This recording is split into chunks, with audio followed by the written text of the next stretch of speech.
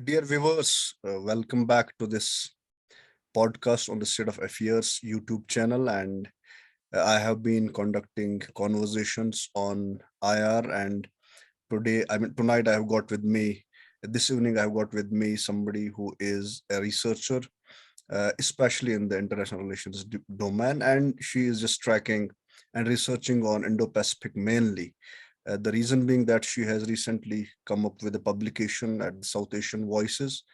Uh, I just came across it. I thought that it's a very interesting topic to talk about, where she is actually talking about the Western Indian Ocean and just trying to make an argument in case of making it a part of the larger Indo-Pacific discourse that stems from the US strategy on the Indo-Pacific. The guest is Rushali Saha. Welcome to the conversation, Rushali. Thank you so much for having me, Mehraj. Very excited to be here. Yeah, we'll be talking about this main issue of Western Indian Ocean. Kindly draw us an understanding, or I can say a landscape of the entire Western Indian Ocean region of the Indian Ocean, so that we can understand the importance of it because it's geopolitically so important. Kindly draw us what actually the main argument actually rests upon. Right. So, Mehraj, I think, like as you pointed out, my piece was talking about the importance of Western Indian Ocean in the Indo-Pacific discourse. So, I think it will be appropriate to start with the Indo-Pacific discourse itself. So, as you know, we know that the whole concept of Indo-Pacific is a very geopolitically laden construct, right?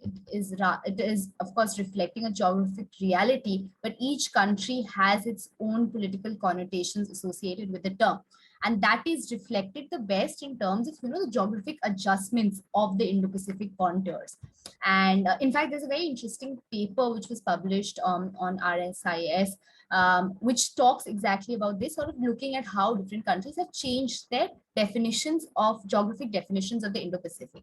So during my work with the Indo-Pacific, what stood out to me is how countries like United States, Australia, and to some extent even United Kingdom have a very geographically restricted scope of the Indo-Pacific, which sort of stops at the Eastern Indian Ocean, right? Completely leaving out the Western Indian Ocean.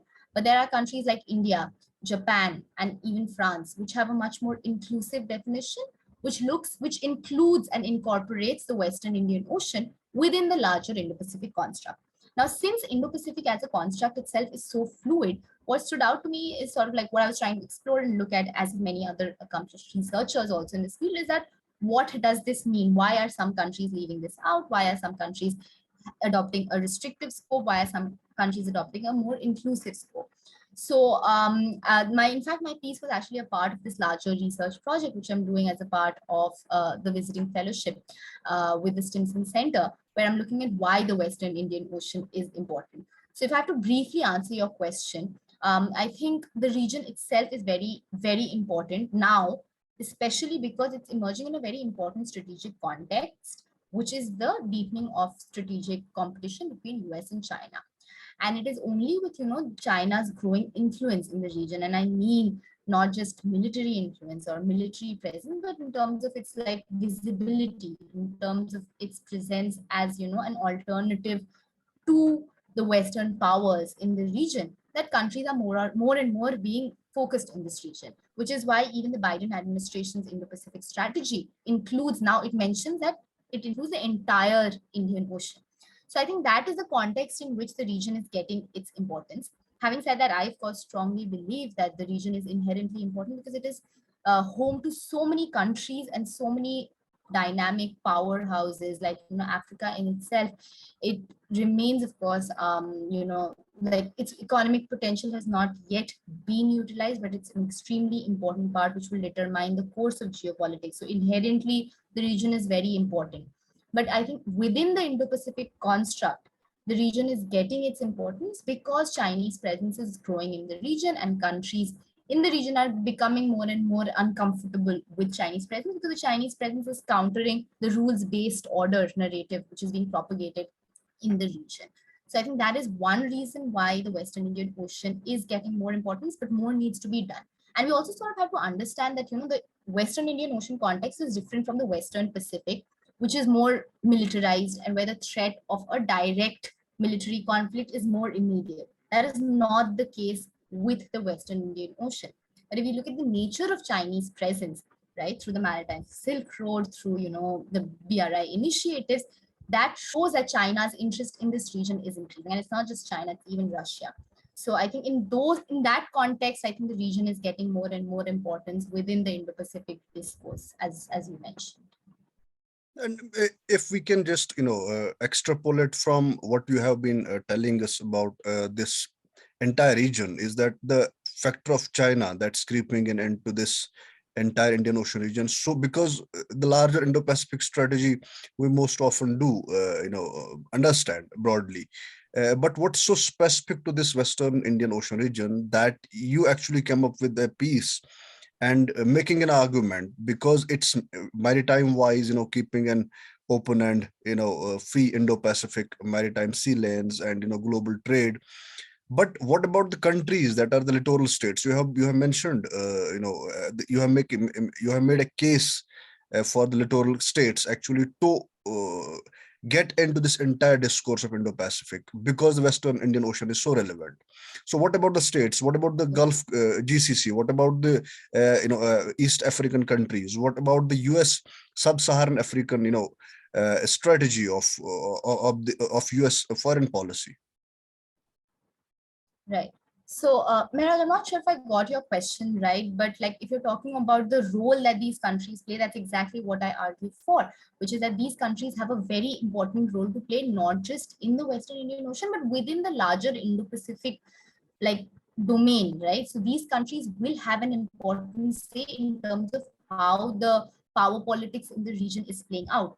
Not just the like specifically, I think like the small island nations, which have often been ignored from the whole discourse in terms of the Indo-Pacific. These countries have a hugely important role to play in what is playing out, right? Because although, of course, as has been rightly pointed out, that the discourse is mainly aimed towards countering China, but India, US, even US, they're uncomfortable with that, right? They want to show that Indo-Pacific is about a rules-based order.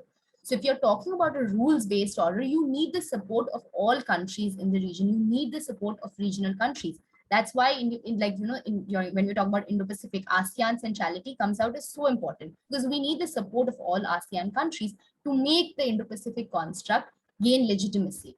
So these countries have an extremely important role to play in supporting the rules-based order narrative of the Indo-Pacific and in convincing other countries that they are important to support and sustain the need for open free lines of communication, and ensuring that they cannot be coerced by any other country into behaving in ways that they don't want to. And it's very interesting that you mentioned the Gulf countries as well, and I think they're an extremely important part of the Indo-Pacific. You cannot imagine the Indo-Pacific without including the GCC countries, without including even Egypt. I would go as far as saying even the Red Sea. It's very important in the larger Indo-Pacific domain, but that's my point. Like in the US narrative, as I have understood it, as I have observed, is that it is very restricted. It is more focused on the Pacific. So it sort of does not address the concerns of these Middle Eastern countries, of Eastern African countries within the Indo-Pacific domain. There's a tendency to see these regions through a more counterterrorism lens, which I believe is counterproductive, especially when you're talking about Indo-Pacific being inclusive and being a region where all countries are welcome. So then why are these countries not included in the Indo-Pacific narrative? And I think that is something that really sort of needs to be changed and needs to be addressed by the administration. And can we talk more about, when you talk about this China's multi-pronged strategy in the Western Indian Ocean? Can we just talk more about it so that we can understand the basic bottom line of your argument? What are the things that China is looking into the region? I mean, what are the things that Indo-Pacific, protagonists of this strategy and the countries that actually are part of the entire framework? What is this factor that you have, dealt heavily upon? That China's strategy in the region of the Western Indian Ocean. That's actually a very interesting question. And Chinese presence in the Indian Ocean has been a matter of a lot of sort of scholarly debate and has received a lot of scholarly attention. And there's been a lot of incredible work being done. But if I can just sort of surmise it and just focus on the specifics of it, is that just look at Chinese submarine presence in the region from, say, the 1990s to the present. Chinese submarines have completely infiltrated the Indian Ocean, and this is a very important thread, because in terms of, we're not sure of what intelligence they're gathering, what to what level. It also, it shows more than anything is that China is comfortable in the region enough to operate its submarine at such an expanded capacity. So there is one that thing which I think is very important indicator in terms of Chinese presence in the Indian Ocean.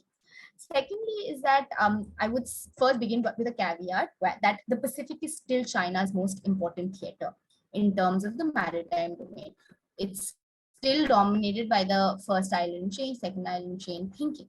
But the Chinese naval strategy has evolved in such a way where it has a two ocean focus now. That is indicative in itself that China is interested in the Indian Ocean, and that its interest is here to stay, and that its presence will only continue to increase. So I don't see China dominating the Indian Ocean in the next 10 years, but it will keep increasing its presence. And not just military presence, but presence in the littoral countries through the BRI initiatives.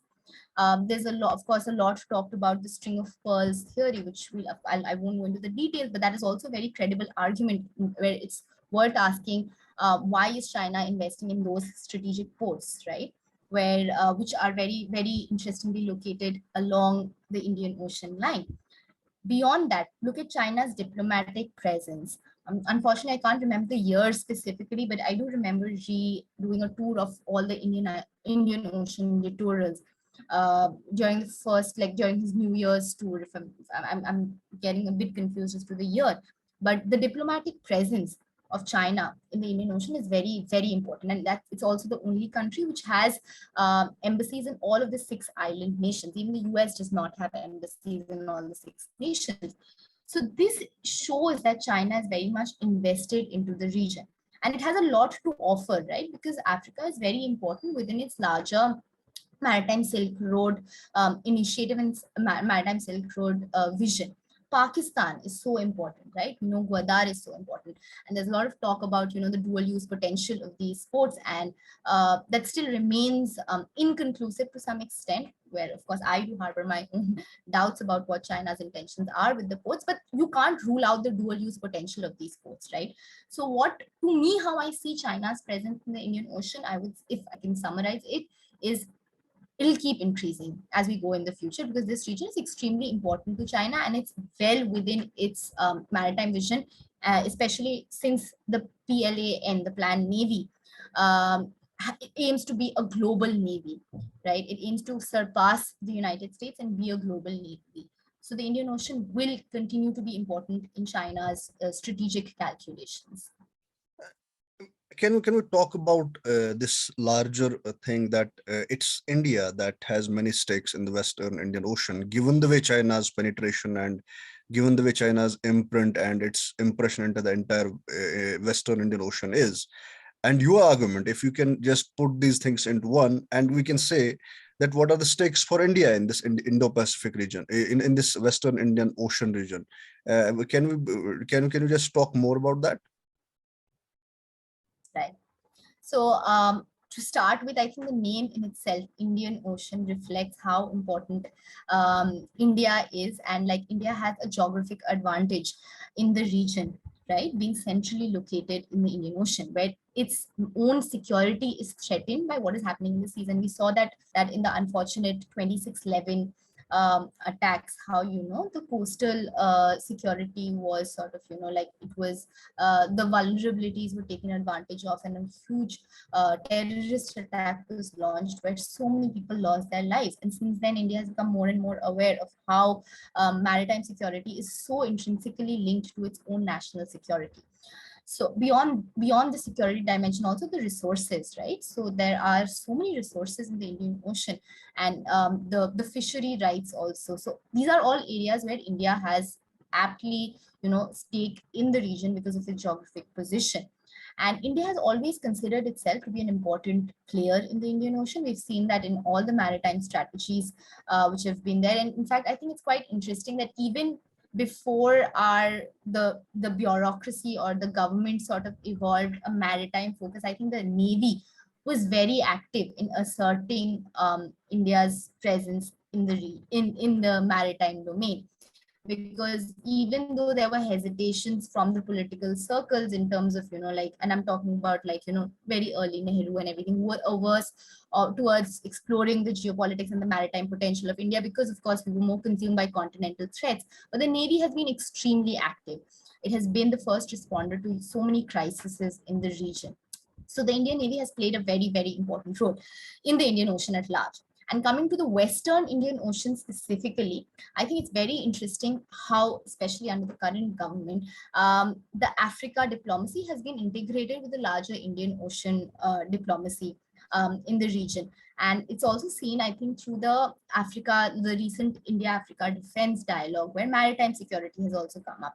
And India is an important player in the Western Indian Ocean, where it is very actively collaborating with the littoral countries in the region and building on the historic ties that we have to make its presence felt in the region and to present itself as a viable partner to these countries. And I've read a lot of reports which have come out where Africans also sort of consider India to be a good like partner, because of, we've had the historical connections, we've had civilizational links.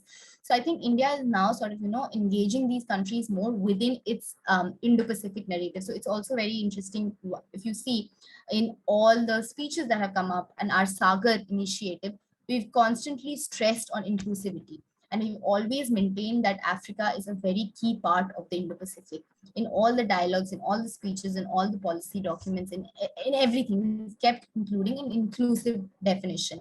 We've seen India collaborate with France on the Western Indian Ocean. So there's a lot being done to even develop the potential of the naval countries that build their coast guards. So I think India is doing a lot of active diplomacy in the region and has emerged quite successfully in establishing itself as an important player in the Western Indian Ocean region. So largely, if we can talk about this Western Indian Ocean region, is that it's strategically important within it must get its due, and it must be put into a perspective when it comes to Indo-Pacific framework, a larger Indo-Pacific discourse. Can we talk more about the evolving security scenario in the Indian Ocean region, so as to understand that it starts transforming geopolitical landscape and its emerging importance when it comes to the new theater, that's Indo-Pacific theater of geopolitics, and the main rivalry between US and China into this entire Indo-Pacific discourse. Can we say that talk more about this emerging security scenario in the region? Okay, so if I strictly sort of adopt a narrow definition of security and talk mostly about like, the state-based players, I think again, I'll come back to the Chinese presence in the region, which I personally see as a major threat in the region because of, if you look at Chinese activities in the region, they have they've been countering the rules-based order narrative. And I think the 2017 incident where US ships were lasered by Chinese ships, which fortunately did not result in the loss of lives. But that is one example of how Chinese activities are quite malign in the region. Another interesting thing is also the maritime security belt, where Russia, Iran, China together are sort of building this maritime coalition. And based on like the narratives which are coming out of Iran, they have presented the maritime security belt as inviting more players. So what is clearly happening, I think it's where there's a China, Iran, Russia nexus evolving versus a US, Australia, Japan, India kind of a thing. Although India, I think, is a little uncomfortable being placed in that group, but like that's how the geopolitics in the region is evolving. So I think in terms of security threats, where if the region is not given as much importance, and if the Chinese presence is continued to be ignored, China will develop military capabilities in the region, which will be counterproductive, which will directly threaten the interests of not just India, but also the United States, also Australia, also Japan. So I think China, that way Chinese presence is a threat. Apart from that, of course, the non-traditional security threats are also equally important, where the region is particularly vulnerable to climate change. The small island nations are particularly vulnerable to China, to threats which are emerging from climate change, and also the fisheries issue, where the depletion of the marine resources in the region is something that is deeply affecting their economies as well, and they've been quite vocal about these. So the non-traditional security threats are equally important, should receive equal amount of attention when we're talking about the geopolitics and the security situation in the region. When we talk about this entire Western Western Indian Ocean region, what about the Russia, Saudi Arabia collaboration and its bilateral relationship, and Russia's imprint and Russia's penetration into the region down Western Indian Ocean side? Right. Well, is it also an important factor that it has to be taken into the main framework of Indo-Pacific discourse? Definitely, definitely. It's very interesting that you raise this question also, because if you go back in time a little bit, and if you look at sort of like the Cold War period, okay, it was the Soviet Navy which came and sort of started building its presence in the region, and America's response to sort of sending navies and building presence in the region was basically largely a reaction to the Soviet naval presence in the region. So Russia, in that sense, has a long historic connection with the Indian Ocean, and it is an active player. And it's also interesting that the recent Russia's naval doctrine that had come out, it clearly states that Russia has interests in the Indian Ocean, and it also looks and calls upon India to be an important partner in this. Although I think the narrative is a little toned down compared to the 2015 doctrine, which was more vocal about partnership with India in the Indian Ocean. But now with India and US closeness, Russia probably has toned down, in my reading, I think has toned down the emphasis on India, but it still keeps maintaining that India is an important player. So Russia has very vital interests in the Indian Ocean, and will be an important player. But right now, of course, we know Russia is more occupied with continental concerns, and plus we are concerned about how Russia's economy will evolve. Will it be able to devote those resources to building its navy? That remains to be seen. But in terms of its strategic imagination and strategic calculations, Russia will continue to place importance on the Indian Ocean, and it has a strong historic connection with the region and with the countries in the region. As you mentioned, as you mentioned, Iran and Saudi Arabia, these are all countries which are very important, and they're more and more expressing their maritime identity and sort of incorporating their maritime interests in their national security interest discourse. So Russia is leveraging those partnerships as well. But I would be concerned in terms of whether it has the economic and financial capability to devote the resources needed to build its navy to an extent where it can counter US presence, which I don't think in the foreseeable future Russia will be able to do. And what are the key states that, if one has to look at this entire Western Indian Ocean from the geopolitical side and from the geopolitical lens, as students and as researchers of international relations and especially the maritime security studies, what are the key states that a researcher has to look into in order to get most of the understanding of the changing dynamics of this entire region? Are there any key states that we can look at? So here, I think I'll put on my political science theorist hat and say that key states itself is a very loaded term, right? And it depends from whose perspective you're talking about. So if you're talking about like great power competition in the region, of course, United States, China, India, Japan, France, these are all key states.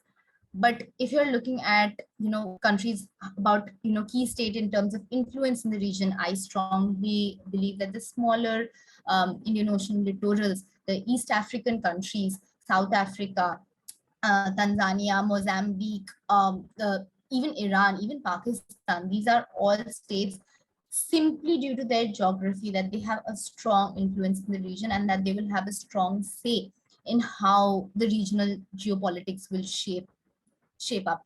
But if I would sort of talk about like like I will personally be looking at how China is behaving, how Russia is behaving, how India is behaving, and how United States is responding. and also France. I think France has been actively engaged diplomatically in the region. Of course, it has strong historic presence in the region, but I do see in contemporary diplomatic practices, sort of like it's bringing, like the region is again getting its attention in the French strategic discourse. So France would also be an important key player, and I'd look out as to what activities France is doing in the region. And what's one last thing is that what is the missing thing in the entire US Indo-Pacific strategy when it comes to Western Indian Ocean region?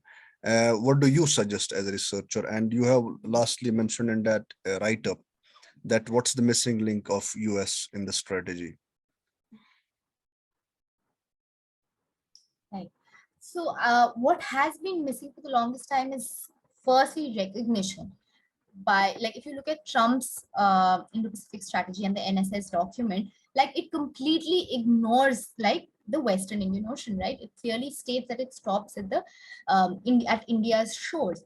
So the whole region, like even though ironically Indo-Pacific, in the Indo-Pacific, Indo stands for Indian Ocean, the completely ignoring that region and not giving it the recognition within the whole discourse itself was the missing link. But I think it's a positive development to see the Biden administration correcting that myth in its recent Indo-Pacific strategy, and also notably in its Sub-Saharan Africa strategy, which mentions that US will work more actively to include Africa in the Indian Ocean forums. So that in terms of recognition, I do see some advance being done, but that is not being complemented by concrete policy measures.